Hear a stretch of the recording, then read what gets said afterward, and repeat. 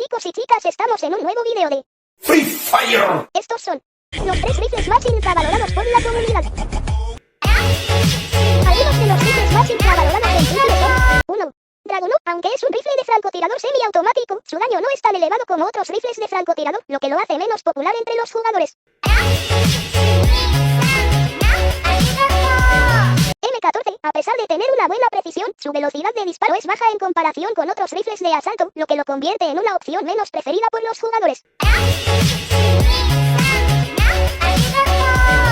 SKS, aunque tiene un buen daño por disparo y una velocidad de disparo decente, su retroceso puede ser difícil de manejar para algunos jugadores, lo que lo convierte en una opción menos popular.